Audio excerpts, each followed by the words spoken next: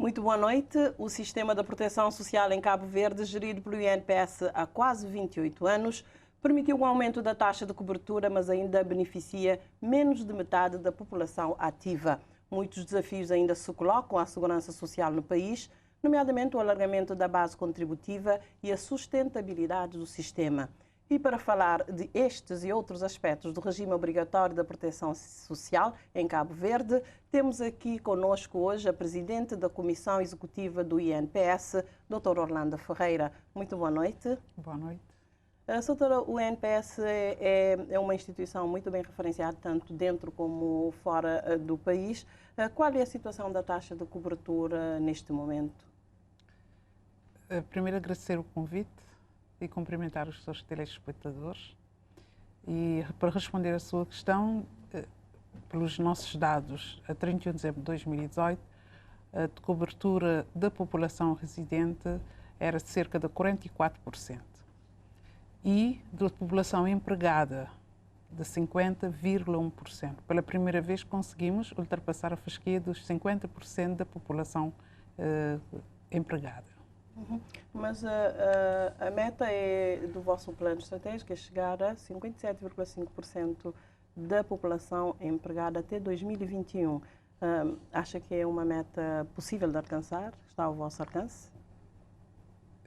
Creio que sim, que está ao nosso alcance, uma vez que se nesta altura já estamos a 50,1% da população empregada, não deixa de ser uma meta que nós fixamos como uma meta que é muito ambiciosa para atingir, mas tendo em consideração os Objetivos de Desenvolvimento Sustentável, que tem como uma das responsabilidades a extensão da proteção social, estamos a trabalhar a nível do INPS, fazendo a promoção do alargamento da segurança social para todos aqueles que têm uma atividade económica. Estou confiante que nós vamos conseguir, no fim deste período, porque o nosso plano estratégico 2017 e 2021, vamos certamente conseguir essa franja da população empregada. Disse que temos uma cobertura de 44%.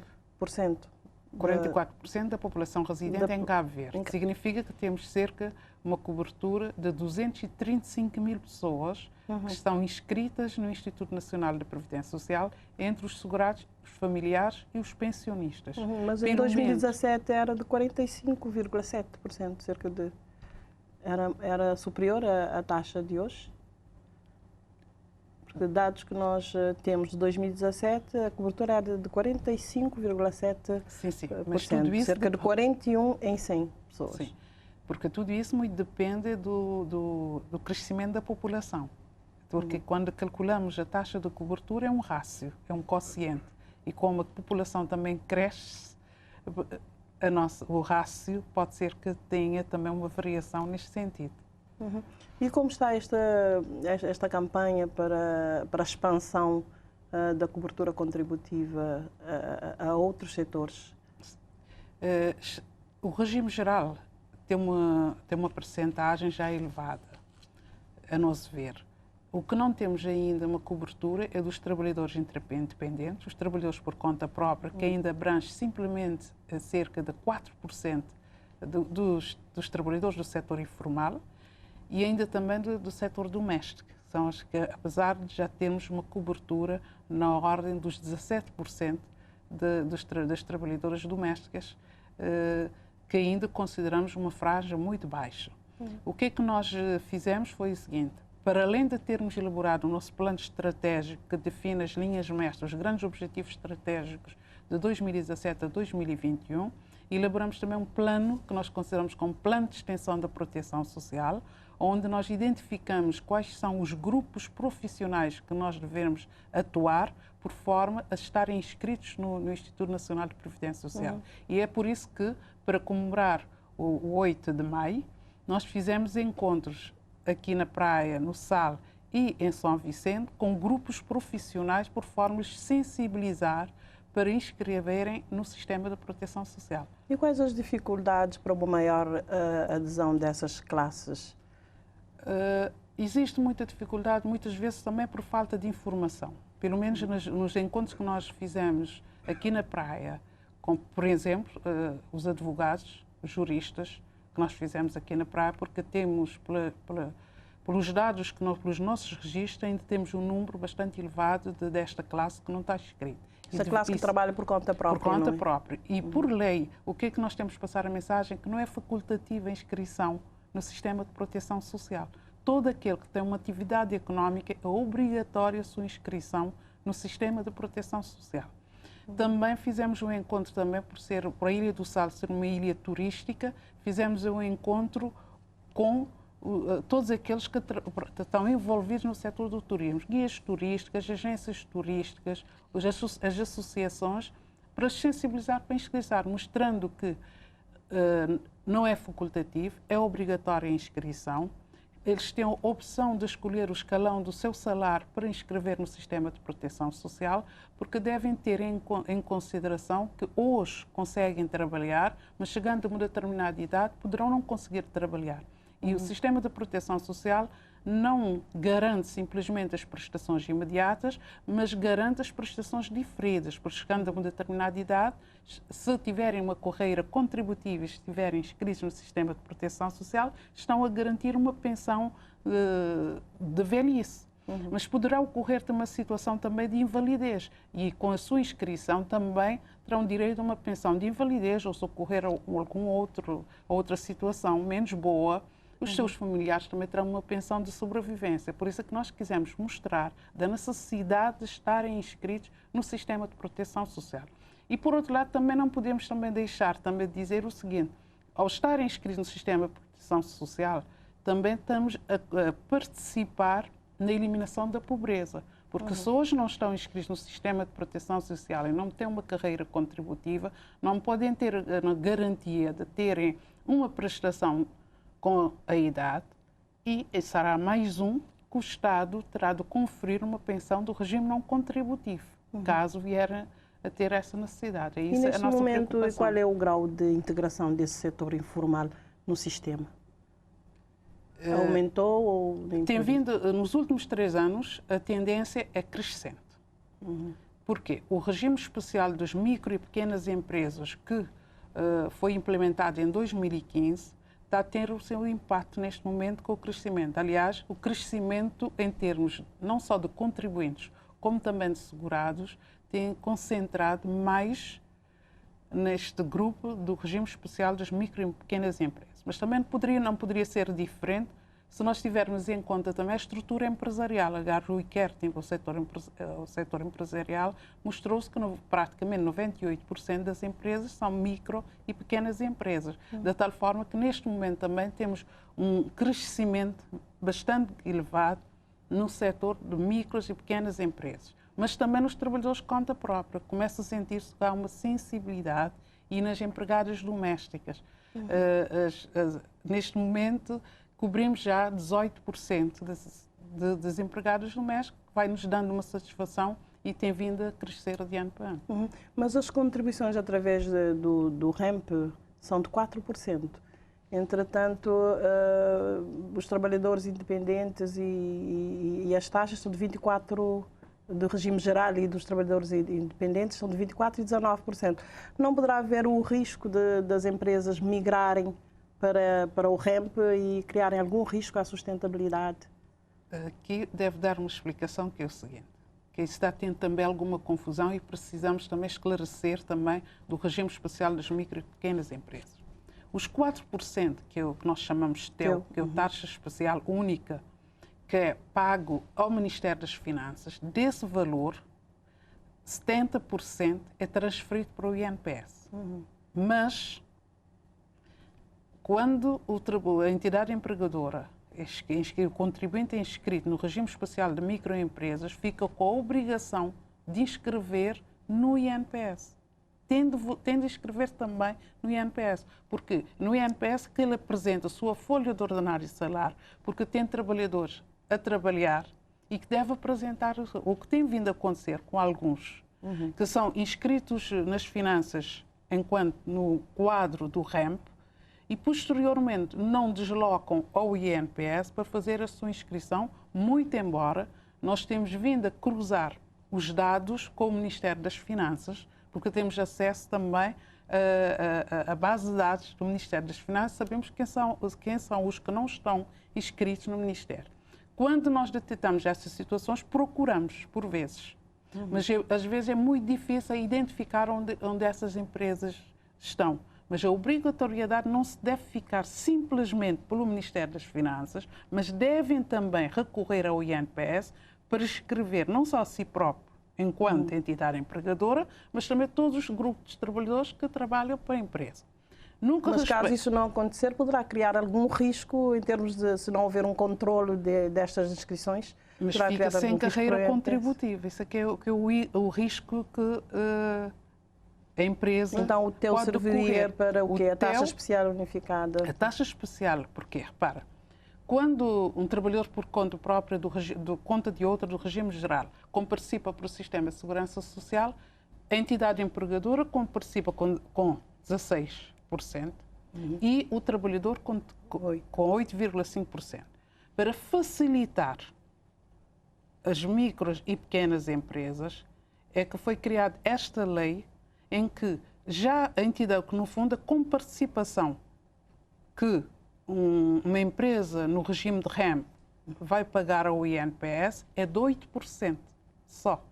De 8% no 8% do salário, do quadro do salário. Porque já não comparticipa com os 16%, porque já comparticipou com os 4% do valor da faturação no Ministério das Finanças. E é deste valor, no fundo, acaba por ser aquela comparticipação que deveria ter enquanto entidade empregadora. Mas a comparticipação, que é a parte respeitante, a dedução que é feita, a retenção que é feita no salário do trabalhador, ele deve inscrever esse trabalhador no INPS, participando com entregando os 8%. De qualquer das formas, ficará em vantagem em relação aos trabalhadores de independente ou de regime geral? Sim, pode ficar como pode não ficar, porque muito depende do salário que essa entidade empregadora vai declarar. No regime dos trabalhadores por conta própria, aí o valor, como é 19,5%. Porque ele é entidade empregadora e ao mesmo também é empregador, porque ele acaba por conta própria, trabalha para si, não controla o seu horário de trabalho e deve escolher também o salário. E o salário que ele deve que é fixado é em função da tabela da administração pública, do salário mínimo da tabela da administração pública. Pode escolher uma vez o salário mínimo da administração pública, 2 vezes o salário mínimo da administração, 3 vezes e assim sucessivamente tem um limite máximo. Mas e como é que tem funcionado, por exemplo, a transferência desta parte de 70% do Ministério das Finanças para o INPS? Isto tem funcionado no âmbito do regime especial? Sim, tem funcionado com algumas dificuldades. No início tivemos algumas dificuldades, mas neste momento acabamos por assinar um protocolo com o Ministério das Finanças e estamos a trabalhar neste também com o Ministério das Finanças de tal forma que o empregador, no âmbito do regime de micro e pequenas empresas, ao fazer o pagamento, imediatamente o valor nesta parte entra para o INPS. E temos um acordo em termos de pagamento dos valores do ano 2016 que tem vindo a ser amortizado. E sabe-se também que tem havido aumentos da comparticipação financeira do INPS no sistema de saúde, acho que é dentro de um novo modelo existente. Que impacto tem tido este investimento na redução dos custos económicos e sociais, sobretudo na questão das evacuações? Bom, o INPS, como sabe, participa quando qualquer entidade empregadora paga as contribuições, nós aplicamos o regime não redistributivo deste valor. No fundo, temos um conjunto de prestações que estão enquadrados dentro da assistência na doença, dentro dos quais nós temos a comparticipação com o setor público no âmbito da rede dos hospitalares. Sim. E o que é que nós fizemos? Para melhorar a relação entre o INPS e os hospitais, porque os nossos beneficiários recorrem aos hospitais, nós alteramos substancialmente o acordo que existia entre o INPS e o Ministério da Saúde. Enquanto que até do ano 2016, o valor da comparticipação do INPS com a saúde era pago diretamente ao Ministério da Saúde. Neste momento, a partir do ano 2017, fizemos o seguinte: para além de termos duplicado o montante do valor da nossa comparticipação, redistribuímos, nós pagamos esse valor diretamente aos hospitais. Logo, o Hospital Agostinho Neto recebe todos os meses um determinado montante, o Hospital Batista de Sousa outro montante e os 4 hospitais regionais também recebem valores iguais. O que nós transferimos para o Ministério da Saúde é um determinado montante para fazer face às demais delegacias de saúde do país e as unidades também de saúde. Mas com esta nova modalidade, houve algum impacto em termos de redução, por exemplo, das evacuações, dado a suposta melhoria dos serviços? As evacuações não diminuíram, as evacuações continuam, muito embora de 2017 para 2018 houve uma redução, apesar de ser irrisória, foi 1,7%. Estamos à volta de 3.600 evacuações por ano, a nível nacional e para o exterior também, esse valor inclui todos. Não é que as evacuações diminuíram, as evacuações continuaram, mas só que o que nós sentimos que os hospitais passaram a ter melhores condições para disponibilizar os beneficiários e a população de uma forma geral. Mas os recursos aos privados continuam, o público continua a recorrer aos privados, dado ao serviço, não é? Nem sempre encontra-se todos os serviços nos hospitais públicos e as pessoas recorrem a outros serviços. E também porque às vezes demora é longa em se conseguir um serviço de análise ou um serviço de especialidade. Tendo em conta essa realidade, qual é a abertura do INPS a uma nova abordagem em relação aos privados? Em relação aos serviços prestados pelos privados e que não existem no serviço público? Mas repara, como eu comecei por referir, as contribuições que nós cobramos, há uma redistribuição. Do valor das contribuições arrecadadas, 33% afeta a doença e maternidade. Mas a assistência na doença e maternidade não se resume simplesmente à questão das evacuações ou dos tratamentos hospitalares. Há um conjunto de prestações associadas à doença e maternidade. Eu me referia, por exemplo, ao subsídio de doença, que é uma compensação pela perda de salário que nós pagamos ao trabalhador caso estiver doente. Temos ainda assistência medicamentosa também, que é garantida a nível da rede das farmácias, a nível de todo o país. Temos, neste momento, acordos com 34 farmácias a nível do país.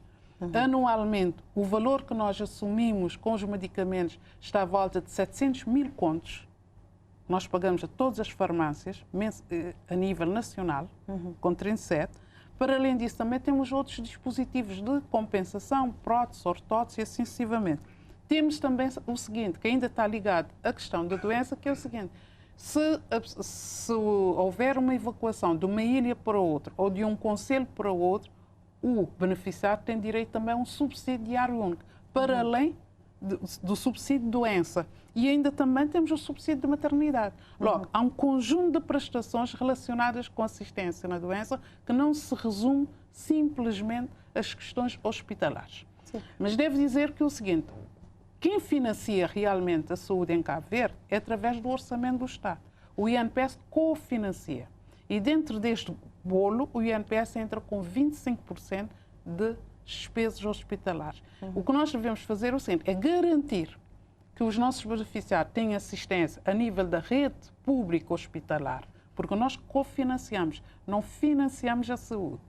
E, subsidiariamente, vamos também alargando para os privados. Não, porque a questão é em termos de respostas aos beneficiários, que o sistema de saúde normalmente tem mais dificuldades em termos de prestação do que os privados. E como os contribuintes exigem normalmente ou vão aos privados para um serviço mais rápido, de melhor qualidade.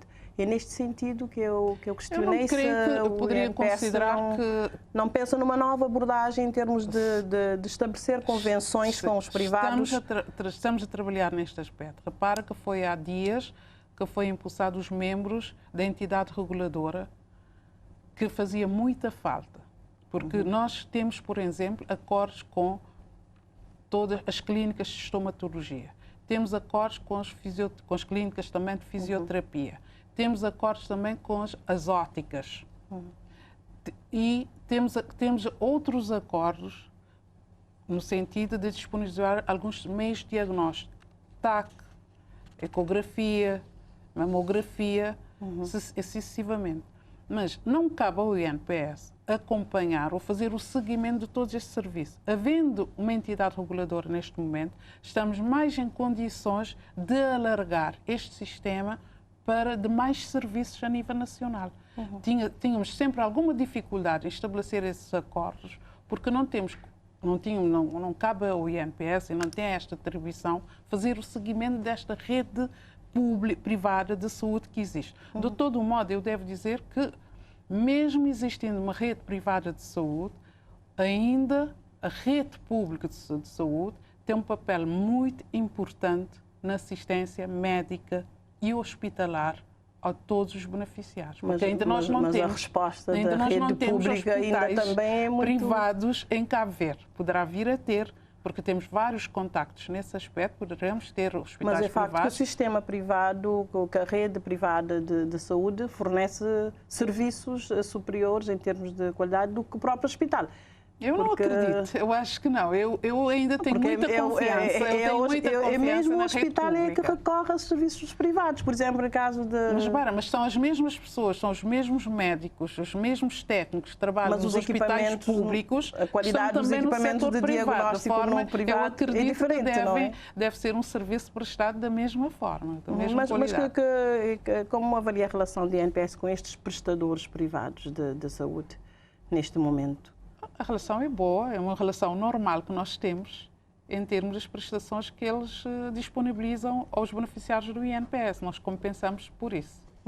Entretanto, há a questão da comparticipação do INPS, como disse há momentos, em termos de estomatologia, de compra de óculos.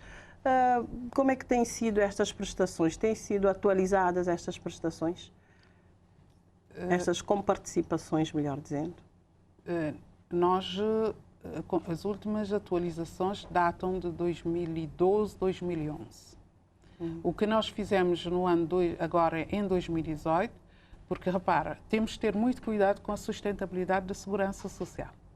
O nosso maior desafio e o desafio de qualquer país é a sustentabilidade da segurança social. E para que realmente a segurança social seja sustentável, tem de haver um acompanhamento muito de perto e uma adequação permanente e ter em conta aquilo que são as receitas arrecadadas, são adequadas às prestações que também estamos a disponibilizar. Cabo Verde é dentro dos países de língua portuguesa, é o único país que disponibiliza todas as prestações mínimas definidas pela Organização Internacional do Trabalho através da Convenção 102. Nós disponibilizamos tudo. A última prestação foi o subsídio de desemprego, foi disponibilizado.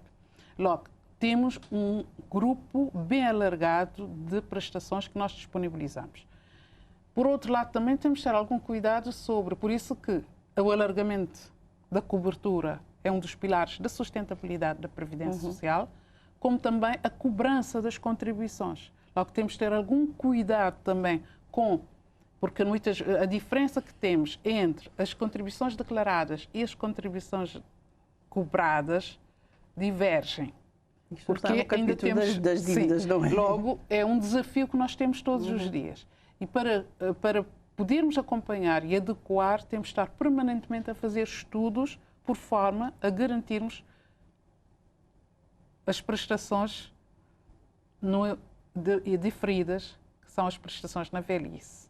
Mas quer dizer que não há condições neste momento de atualizar prestações? Temos de ter muito cuidado com qualquer alargamento.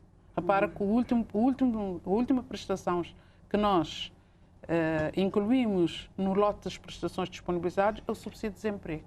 Estamos a fazer um seguimento do subsídio de desemprego para ver como é que as coisas vão ocorrer.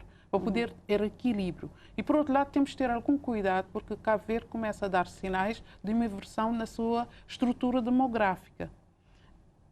A esperança de vida a esperança de vida dos pensionistas tem vindo a aumentar. Logo, temos de ter cuidado também para podermos assumir as nossas responsabilidades, porque ainda repara que dentro do universo da cobertura que nós temos, que é cerca de 235 mil pessoas estão cobertas por Segurança Social, somente 41%, 98 mil segurados, é que financiam o sistema. Logo, temos de ter algum cuidado. Trabalho da expansão. Aí. Por isso é que temos de ter também, para ver sempre permanentemente, temos de estar a avaliar o equilíbrio e ver lá onde for necessário. Temos algumas prestações que entendemos realmente precisam ser adequadas, nomeadamente o subsídio de maternidade. Pretendemos também abrir a possibilidade do setor privado conceder baixas médicas. São outros fatores que nós temos em conta. Também na questão da fisioterapia também já temos previsto também a possibilidade também de aumentar as sessões de fisioterapia lá onde for necessário, em função da natureza também do dano. Logo, são situações que nós temos sobre a mesa que estão a ser avaliadas de forma a fazer algumas adequações em determinadas prestações. Tal como também estamos a pensar também na questão também do abono de família. Neste momento, cobrimos cerca de 70 mil crianças que têm direito a abono de família também no INPS. Logo, e o abono de família de 500 escudos por criança. 500 escudos, mas entendemos que está aceitável aquele valor, tendo em consideração o número.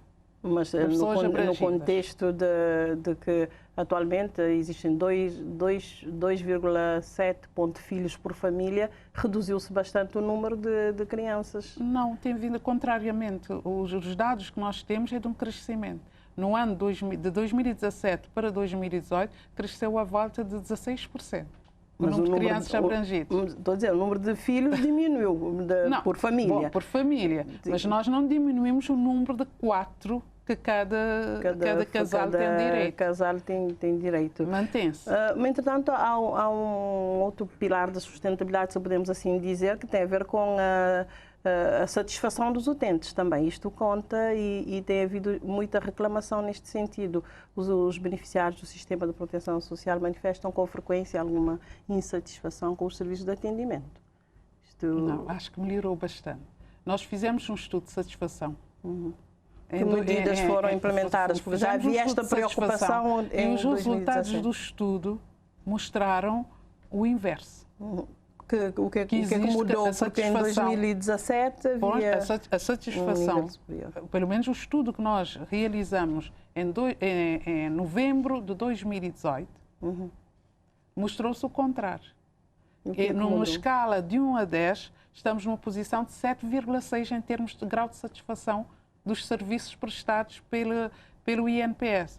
E mais, do atendimento também teve um valor de 8,9 a satisfação dos utentes no atendimento. De forma que o estudo que nós realizamos mostrou-se o contrário. Nós temos dados de 2017 que diz que há alguma insatisfação. Não, eu acredito que não. Pelo menos estou-me a referir, estou a apresentar os dados do estudo que foi elaborado, que deu-nos indicação de forma diferente. Mas isso não significa que estamos satisfeitos com aquilo que nós oferecemos. Estamos todos os dias a capacitar os nossos atendedores, a capacitar também os nossos técnicos por forma de disponibilizar um serviço cada vez melhor para os utentes. E creio que tem vindo a melhorar. Pelo menos essa é a nossa sensação que nós temos internamente, pelo número de reclamações que nós tínhamos e que recebíamos, decresceu substancialmente. O que existe, que eu tenho também de explicar, é o seguinte: muitas vezes as reclamações têm a ver com o abono de família. Porquê reclamações com o abono de família? O pagamento do abono de família está indexado à entrega das folhas de ordenado e salário por parte dos contribuintes. Quando os contribuintes atrasam-se em entregar as folhas de ordenado e salário, consequentemente também tem impacto no processamento dos abonos. porque nós funcionamos com um sistema integrado de informatização. As folhas, ao entram para o sistema, imediatamente têm impacto no pagamento. Aí é que reside, na questão do atraso do pagamento do abono de família, aí é que reside mais reclamações. Até uma determinada altura tínhamos reclamações relacionadas com o cálculo das pensões. Deixamos de ter esse tipo de reclamações. Ainda continuamos a ter, quando é vez, é relacionado com o abono de família. Mas tem uma causa. Precisamente esta causa reside no facto das entidades empregadoras ou entregarem as folhas com muito atraso, ou pagarem também com muito atraso, ou não entregarem as folhas. Mas uma outra questão que falávamos há pouco é sobre as dívidas dos contribuintes do setor privado e também público. Qual é a situação neste momento? Porque é uma das questões que também periga a sustentabilidade do sistema, a questão das dívidas. Sim. Como eu disse, é um dos desafios também maiores do INPS é a cobrança das contribuições. O valor acumulado vem desde 1999 até 2017, o valor acumulado das dívidas ronda uns 7 milhões de contos. É bastante, não é? Deste montante, o setor privado tem um maior peso. O setor privado está à volta dos 56% das dívidas e a administração central volta de 47%. Mas aí, quando eu falo da questão da administração pública, está incluídas as câmaras municipais, as empresas públicas, a administração central, os institutos públicos, que estão a acumular neste montante. Então, e que medidas estão previstas ou estão a ser tomadas para o controle ou a recuperação dessas dívidas? Temos tomado algumas medidas. Primeiro, temos tido uma atitude mais de persuasão, de levar as pessoas a fazerem o pagamento das dívidas. Uma das medidas que temos implementado é assinar acordos de pagamento com os devedores, de uma forma mais pacífica, levá-los a fazer pagamento. A taxa de recuperação por essa via não tem sido muito elevada, mas temos conseguido alguma recuperação.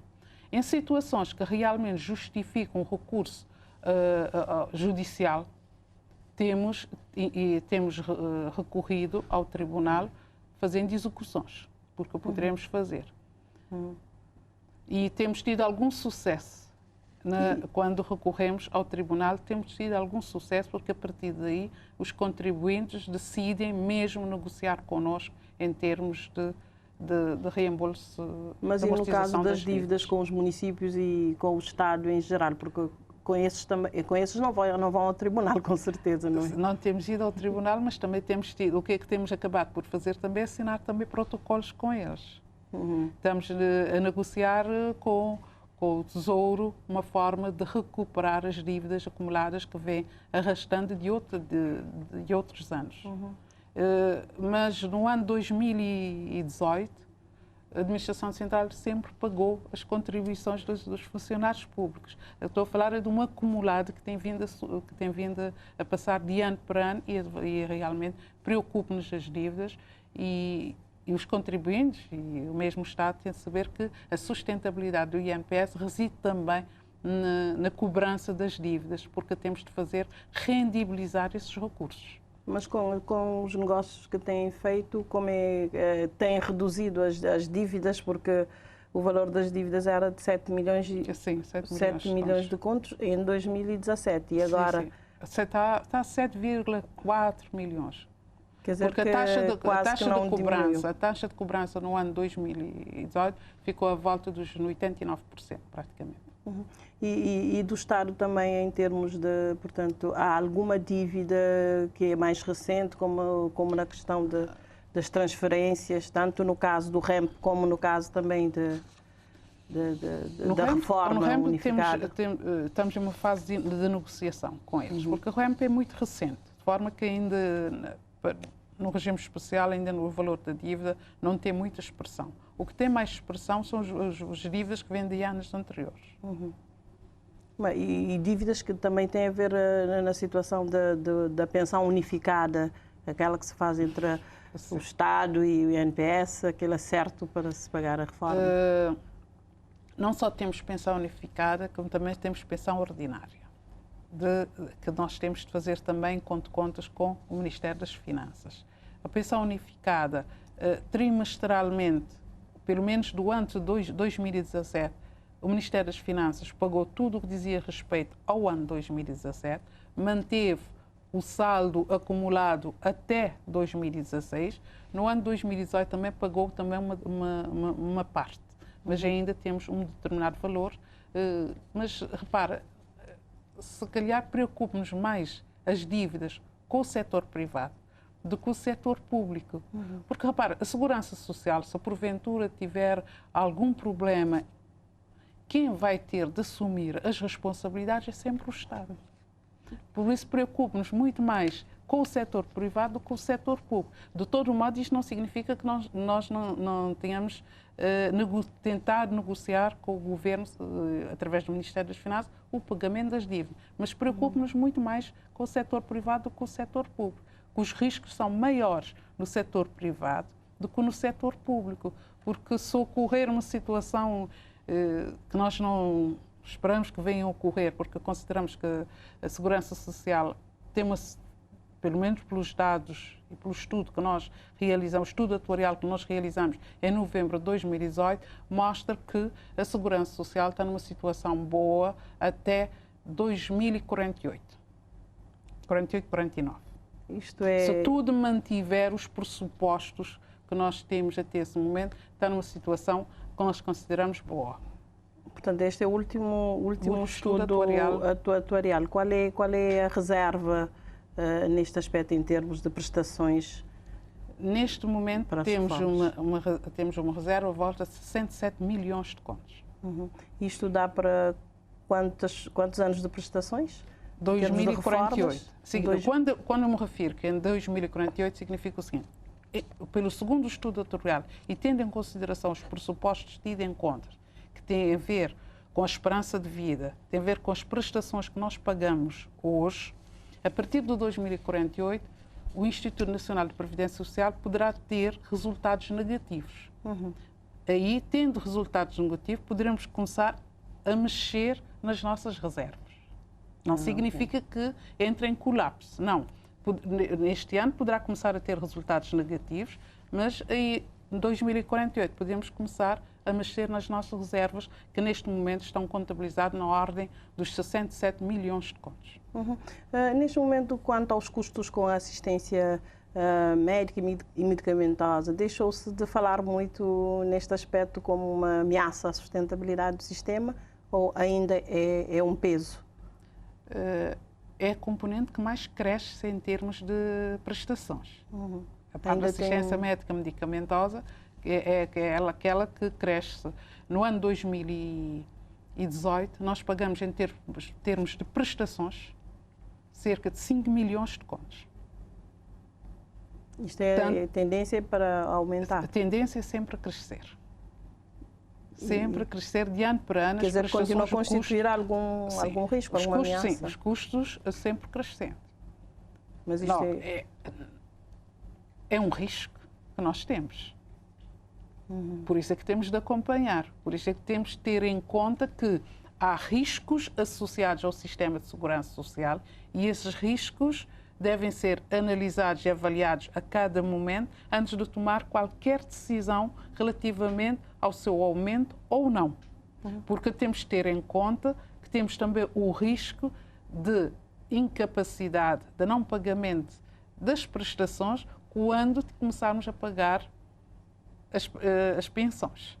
Logo, esse é que é o risco. Temos de estar constantemente a analisar e ver o equilíbrio entre as prestações imediatas, porque as prestações imediatas somos capazes de medir e sabemos qual é o montante, mas as prestações diferidas dificilmente sabemos. É um mundo de incerteza, porque não sabemos qual é a esperança de vida de cada pensionista. Porque quando estou numa situação de pensionista, já não estou a participar por sistema. Mas, entretanto, tem um conjunto de outros benefícios. Isenção nos medicamentos, totalmente, praticamente, com participação dos pensionistas com os medicamentos na ordem dos 25%, tem sempre uma maximização na compra dos óculos, tem uma maximização também no subsídio diário único que é pago caso for evacuado. Logo, temos um conjunto de custos associados a um pensionista e que temos que ter em conta que as prestações imediatas sabemos, mas prestações diferidas dificilmente poderemos compatibilizar, a não ser fazer meras projeções. A senhora deve manifestar alguma necessidade de rentabilizar a carteira de investimentos do INPS através da sua internacionalização. Qual é o valor neste momento e as vantagens para o sistema desta internacionalização que se prevê? A nossa carteira de investimentos está aplicada a nível de Cabo Verde. Totalmente. Nós temos as aplicações todos aqui em Cabo Verde. E eu posso... Mas tem uma aplicação internacional, sim, que é através da Afreximbank, não é? O que é que nós temos? Repara, a nossa intenção em internacionalizar é precisamente para, de certa forma, desconcentrar o risco. Mas desconcentrando o risco, avaliando o risco. Neste momento, a nível de Cabo Verde, como é que nós temos feito as aplicações? Porque as aplicações que nós realizamos em Cabo Verde temos, a nível de depósitos bancários, cerca de 48% é uma forma de nós financiarmos a economia cabo-verdiana, temos 2,6% em obrigações de empresas, 42% em títulos do Tesouro, participações financeiras 6,2% e outras aplicações 1,1%. Esta é a estrutura das nossas aplicações a nível de Cabo Verde, que tem tido uma taxa de rendibilidade média entre 3% e 4%. Sim, isto é os retornos com estes investimentos? Dos investimentos a nível do Estado de Cabo Verde. Isto é bom? Isto é satisfatório ou poderia ser mais? Se nós compararmos com o mercado internacional em termos de rendibilidade do mercado europeu ou do mercado americano ou de outros mercados, não está longe daquilo que poderíamos conseguir no mercado internacional. Porque se nós tivermos em conta tudo aquilo que passa no mercado internacional em termos da rendibilidade financeira, não difere muito. Mas isto significa que se calhar não há necessidade de internacionalizar? Não. Necessidade tem porque devemos desconcentrar o risco. Porque repara que temos o risco concentrado dentro de Cabo Verde. Se ocorrer qualquer situação que, salvo seja, que venha a ocorrer com os bancos, onde nós temos cerca de 48% das nossas reservas, poderemos ter um risco. O nosso problema não é a diversificação da carteira, que mesmo aplicando no exterior, teríamos de socorrer também desses caminhos, desses instrumentos, dos mesmos instrumentos, porque a rendibilidade internacional que poderemos ter mais elevada é caso nós acabarmos por fazer aplicações em ações. Aí é que teremos uma rendibilidade maior. Não teremos uma rendibilidade muito maior do que aquilo que temos a nível de Cabo Verde, mas poderá minimizar ou mitigar o risco em termos de concentração a nível nacional. Mas que retornos houve, por exemplo, no caso da participação no capital da Afreximbank, do Banco Africano, portanto, importação e exportação, em $600 mil feitos o ano passado? Eu vou explicar. Aliás, fizemos esta aplicação, foi neste mês. A primeira aplicação? Primeira aplicação. Mas isto estava previsto desde abril do ano passado? O que é que nós fizemos? O seguinte, repara, o INPS tem os seus órgãos próprios. Tem o Conselho Diretivo, tem a Comissão Executiva. O Conselho Diretivo tem assento a representação dos trabalhadores através das duas centrais sindicais, tem representação também das entidades empregadoras. Sim. Nós levamos uma proposta para a reunião do Conselho Diretivo. O Conselho Diretivo autorizou esta aplicação. E o que é que nós agora fizemos? Continuamos a aguardar o melhor momento para fazer esta aplicação. E acabamos por fazer esta aplicação, foi precisamente no mês de abril deste ano. Quer dizer que mas não foi 600 milhões. Foi 600 mil contos, aliás. 600 mil dólares estava previsto. Nós aplicamos 198 mil contos. Muito inferior. Muitíssimo inferior. Mas porquê? Inicialmente era previsto isto. 600, foi o que foi anunciado, foi não é? aprovado. Foi aprovado. Foi aprovado. Poderíamos ir até este montante. Mas nós entendemos que poderíamos simplesmente, nesta fase, dar um sinal simplesmente para a aplicação deste montante. Mas se tem uma carteira de investimentos que poderia fazer mais, por que é que decidiram por começar só por 190? Analisando o risco. Os riscos. Porque no mercado do Afreximbank é um grande banco, tem um historial de distribuição de dividendos. O Banco Central já faz parte deste banco. É um banco que foi criado pelos Estados africanos, do qual o Cabo Verde também subscreveu.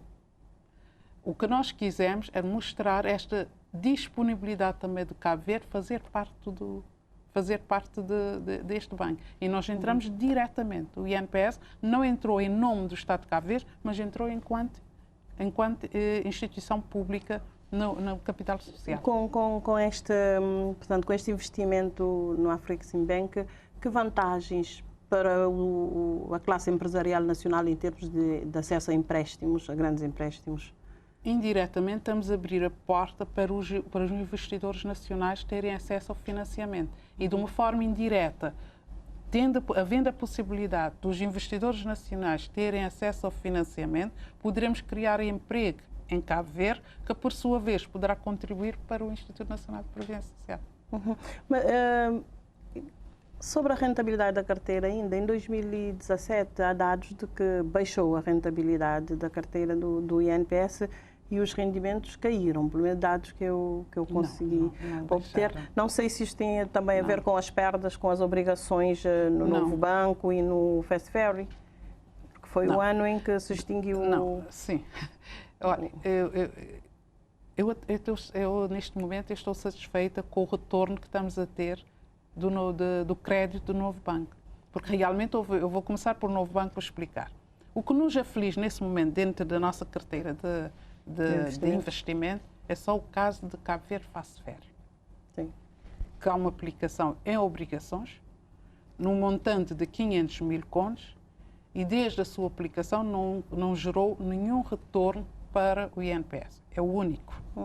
No caso concreto do Novo Banco, houve uma resolução. O INPS recebeu uma carteira de créditos. Sim. E o que é que a Comissão Executiva fez? Negociou com a Caixa Económica de Cabo Verde, disponibilizou esta carteira de crédito à Caixa Económica de Cabo Verde, e a Caixa Económica de Cabo Verde é que tem vindo a cobrar e a gerir. Até este momento, no primeiro ano de gestão desta carteira, conseguimos uma devolução de recuperar cerca de 25% do valor. Logo, entrou para o INPS cerca de 180 mil contos líquido das comissões que nós temos vindo a pagar à Caixa Económica por desempenhar esta tarefa. Mas já não contavam com esta entrada? Não contávamos, não. Estamos satisfeitos porque, entretanto, repara, só nos primeiros 2 anos já conseguimos recuperar 25% desta carteira, dá-nos alguma satisfação no sentido que talvez vamos conseguir recuperar uma grande parte da carteira que nós perdemos a nível do Novo Banco. E com a Fast Ferry, como é que vai ser? As obrigações de 500 mil contos disse, qual vai ser o processo para recuperar esse dinheiro? Não vai ficar perdido, não é? O que nós temos é o dinheiro dos trabalhadores. Na altura, quando foi aplicado em obrigações, o INPS recebeu uma carta conforto do governo. É um tipo de garantia. Um tipo de garantia. E é como é que está é isso que neste momento dá-nos algum conforto. Em qualquer situação, caso Cabo Verde Fast Ferry não consiga, no mínimo, devolver o capital, temos uma carta conforto do Ministério das Finanças que poderá dar-nos alguma... Estamos em crer que poderá funcionar, porque acreditamos que o facto de, na altura, a administração de altura do INPS ter aceito fazer esta aplicação e contra esta aplicação ter a garantia de ter uma carta conforto, quero crer que funcionará. Acredita que a Fast Ferry, com a nova reviravolta que neste momento existe no setor de transportes marítimos, no setor empresarial há sempre momentos maus e há sempre momentos bons. Eu acredito que poderá ter um momento bom para Cabo Verde Fast Ferry, mas paralelamente também fica mais tranquila por termos no INPS esta carta conforto do Ministério das Finanças. E de igual modo também temos também uma garantia também na aplicação da Frexibank também das finanças. Mas o problema é só desta, portanto, não é perda ainda das obrigações também. Há outras empresas que estão nesta situação de dívidas com o INPS, em termos de empresas onde o INPS participou em termos de aplicação? Não. Todas as aplicações que nós fizemos em termos de obrigações com os privados está a funcionar. Há retorno, normalmente, incluindo os TACV. Falou um bocadinho sobre a entrada em vigor do subsídio do desemprego. Em relação ao rácio da sustentabilidade entre as contribuições arrecadadas e as despesas das prestações sociais, qual é a situação neste momento? É um peso? Eu acredito que ainda é muito cedo para avaliarmos, porque o subsídio de desemprego foi no ano, praticamente em abril de 2018, foi implementado. Ainda é muito cedo para avaliarmos, para termos uma posição clara sobre o subsídio de desemprego. No ano de 2018 foram beneficiadas 234, 238 pessoas com o subsídio de desemprego correspondente a aproximadamente 11 mil contos. Sim. Mas eu acredito que ainda muito cedo. De toda forma, como eu lhe disse, temos um grupo de trabalho a fazer o seguimento do subsídio de desemprego, caso mostrar-se necessário fazer algum ajuste, para estarmos atentos aos ajustes que poderemos ter de propor ao Governo para ser feito. Há uma questão que uma pessoa me enviou para colocar aqui à Presidente, sobre a questão da mobilidade internacional em termos de convenções. O que é que existe e como beneficiar das convenções, se é que elas existem, a nível internacional? Temos o INPS é que gera as convenções sobre segurança social. Temos convenção com Portugal, que abrange um número maior de beneficiários. Temos convenção com a Holanda, temos convenção com a França, com o Luxemburgo, com a Itália e com a Espanha. O que é que isto significa em termos de... Pronto, cada convenção, em função da natureza do sistema de segurança social de cada um dos países, assim funciona. Porque cada um tem a sua especificidade própria. Temos o caso concreto, por exemplo, de Portugal, que tem um número mais elevado de beneficiários. No caso concreto de Portugal, não só temos cobertura no âmbito da saúde, temos cobertura no âmbito do desemprego e ainda também do regime não contributivo. Como é que funciona? Se porventura a senhora jornalista desloca, por exemplo, para Portugal, de férias e por um motivo ou outro adoecer, é portadora de uma credencial, podendo obter esta credencial em Cabo Verde e ser portadora desta credencial, ou se caso necessitar, poderá recorrer aos nossos serviços em Portugal, porque nós temos um centro, que é o CAD, que é o Centro de Acolhimento de Doentes Evacuados, que poderá disponibilizar também esta credencial, e com esta credencial poderá recorrer a qualquer centro de saúde em Portugal ou qualquer hospital, desde que apresente esta credencial, beneficiará de assistência na saúde, tal como se fosse um português. De igual modo, funciona também para um português que vem para Cabo Verde, também com base nesta credencial, também presente no INPS e beneficia também da nossa rede pública de saúde. Por exemplo, na questão também do subsídio de desemprego, também que foi incluído ultimamente.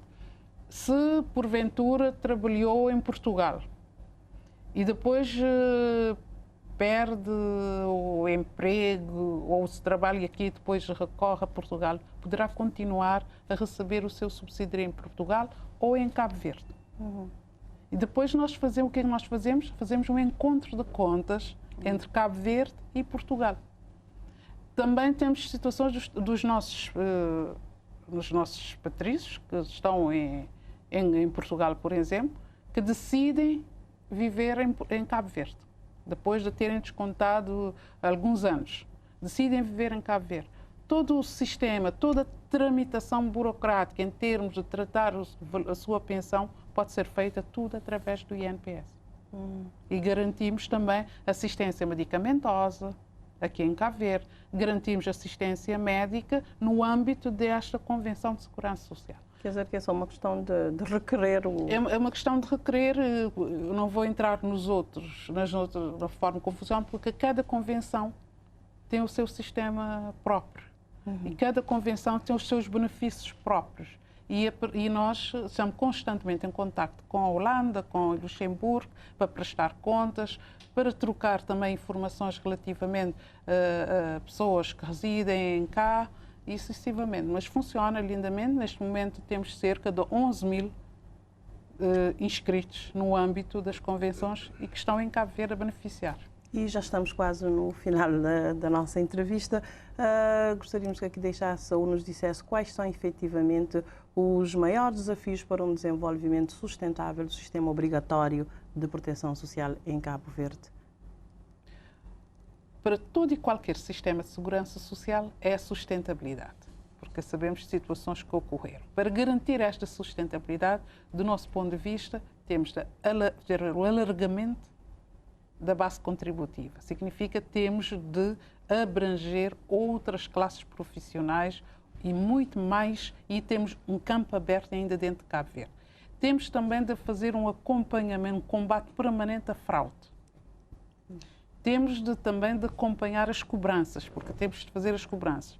E temos de fazer uma gestão criteriosa das reservas, que são os fundos de pensões. Isto acha que são os alicerces da sustentabilidade da segurança social.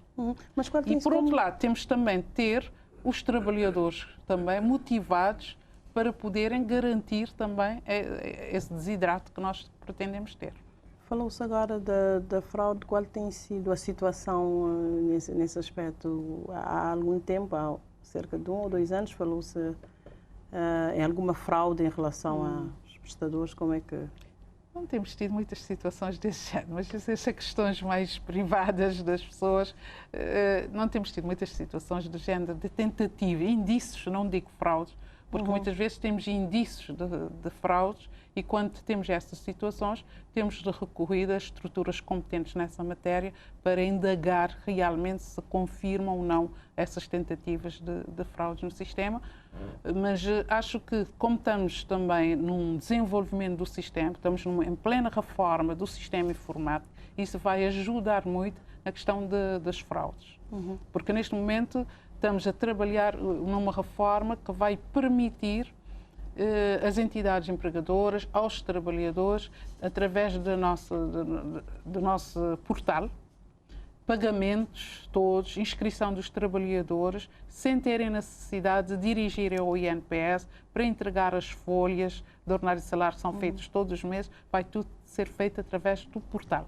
Já está muito avançado, é um projeto que colocamos muita fé e que vai dar um grande salto na reforma do sistema de previdência social em Cabo Verde. Muito obrigada, doutora, por ter aqui participado neste nosso programa e desejamos uma boa noite. Muito obrigada, digo eu. E foi a entrevista com a Presidente da Comissão Executiva do INPS sobre a situação atual e os desafios do sistema obrigatório da proteção social em Cabo Verde. Muito boa noite e continue na companhia da TCV.